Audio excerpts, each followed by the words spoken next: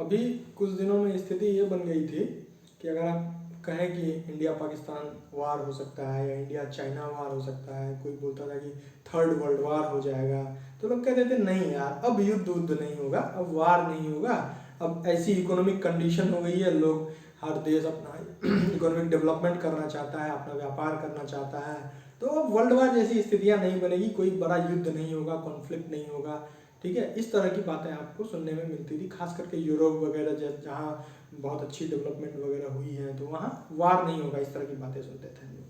ठीक है, और अभी आप पिछले 4-5 दिनों से देखिए, 4-5 दिनों नहीं है तो 2-3 महीने से चल रहा था कि रशिया और यूक्रेन में लड़ाई हो सकती है, और यूक्रेन की तरफ से हो सकता है नेटो या पश्चिम के देश, यूरोपीय देश इंक्लूडिंग अमेरिका युद्ध में आ सकता है। तो अभी भी कई सारे लोग, मेरे कलीग्स कई ऑफिस में बैठ के जब चर्चा होती थी तो चलता था कि नहीं नहीं, अब लड़ाइयाँ नहीं होंगी।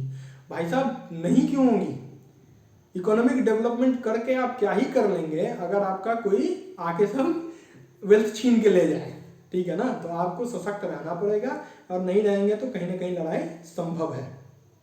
अभी रशिया और यूक्रेन में 4 दिन से लड़ाई हो रही है और ढेर सारे कंटेंट इसके ऊपर अवेलेबल हैं, लेकिन मैं आज फील किया संयोग से ऐसे बैठ के खाना खाते समय अपने घर में ही चर्चा में कि हम लोगों को लगता है कि नहीं, सबको ये सब चीज़ें अभी पता है, लेकिन अभी भी कई लोगों में बेसिक अवेयरनेस की भी कमी है।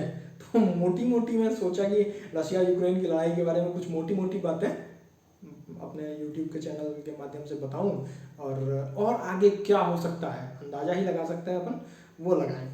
तो सबसे पहली बात कि अभी जो लड़ाई जो हो रही है रशिया और यूक्रेन के बीच में, उसका रीज़न क्या है?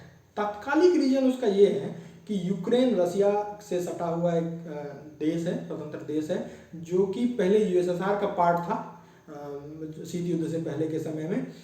वो यूक्रेन बनना चाहता है नेटो का पार्ट, नेटो उसको सपोर्ट कर रही है। नेटो क्या है? नॉर्थ अटलांटिक ट्रीटी ऑर्गेनाइजेशन है। ये अमेरिका और कुछ यूरोप के विकसित देशों के लगभग 30 देश आज के डेट में नेटो में हैं। उन लोगों का एक संगठन है, एक स्ट्रेटजिक पार्टनरशिप है। इसमें से अगर किसी, इनका रूल है, एक मोटी बात है कि इसमें से किसी एक देश के खिलाफ अगर युद्ध हुआ तो इसको नेटो के सभी देशों के खिलाफ युद्ध माना जाएगा और सब लोग साथ में आके लड़ेंगे।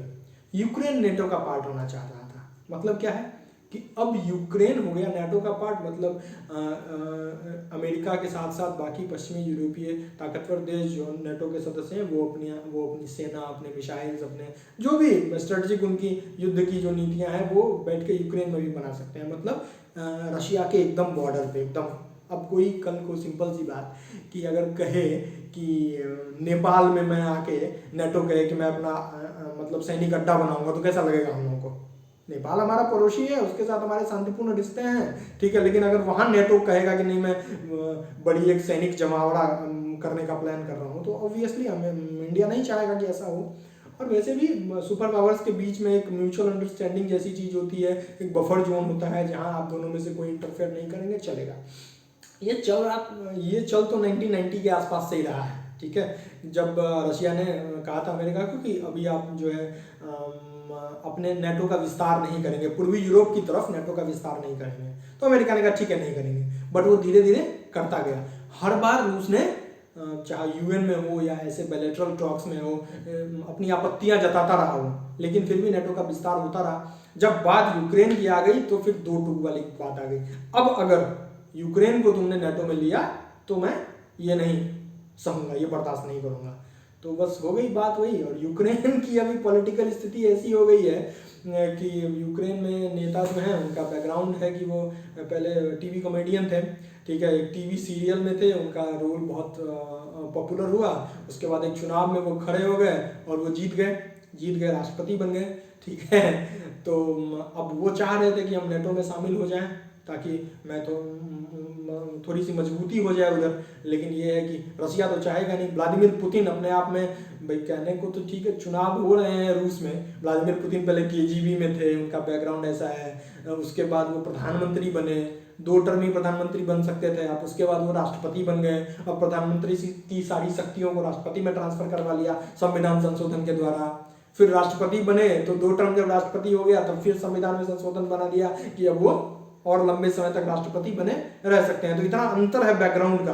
एक तरफ एक मजबूत वैश्विक खुफिया तंत्र का ट्रेंड किया हुआ आदमी जो लगभग 20 साल से सत्ता के शीर्ष पे है, अपने हिसाब से रूस को चला रहा है, अपने हिसाब से दुनिया की जियोपॉलिटिकल स्थितियों को कंट्रोल कर रहा है। एक तरफ एक ऐसा व्यक्ति है जो टीवी सीरियलों में कॉमेडियन का किरदार निभाता था, वो राष्ट्रपति बन गया है। तो नीतिगत निर्णय लेने में तो अंतर रहेगा ही, ठीक है।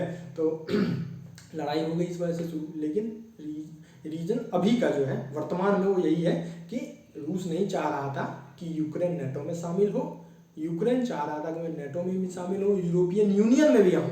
यूरोपियन यूनियन में शामिल होना इतना आसान नहीं है, लेकिन अगर हो गए तो उसके अपने व्यावसायिक फायदे हैं, ठीक है।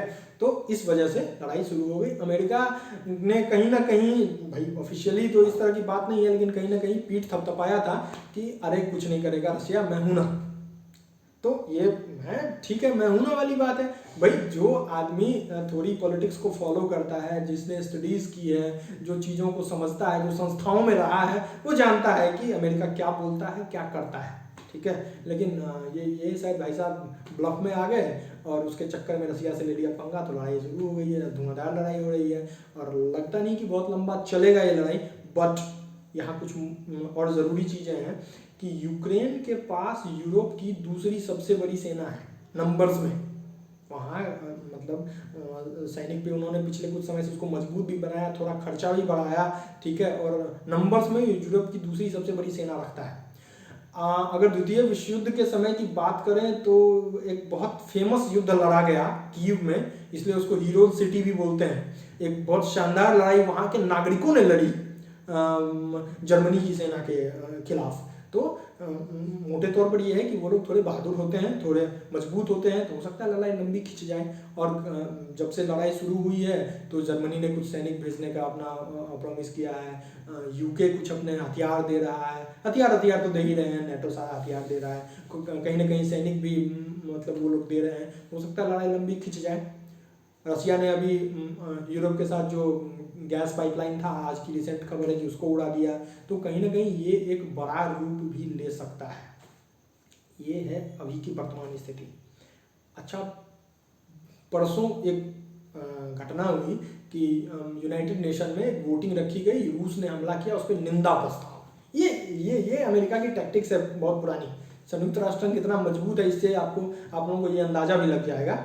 वहाँ एक निंदा प्रस्ताव रखा कि रशिया ने एक स्वतंत्र संप्रभु राष्ट्र पर हमला किया, इसकी निंदा करते हैं, ठीक। और सबको फिर अपने पाले में लाने का सारा प्रयास किया कि ज़्यादातर वोटिंग हो, ठीक है, सब उसके विपक्ष में करें।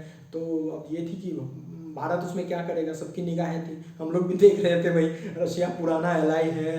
खैर, और यूक्रेन के बारे में एक और खास बात है। अब मैं इंडिया की पर्सपेक्टिव से बात कर रहा हूँ। यूक्रेन लगातार पाकिस्तान को हथियार भेजता है, ठीक है।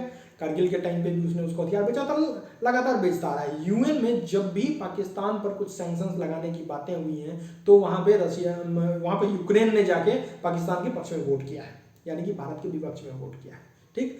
इस समय चल रही है रसिया और यूक्रेन, और अगर आप इसको वास्तविक रूप से पर्दे के पीछे समझे तो रसिया और यूएस। रसिया के साथ हमारे पुराने अच्छे संबंध हैं, वो हमारा सबसे ज़्यादा डिफेंस का सामान हम लोग आज भी उसी से खरीदते हैं।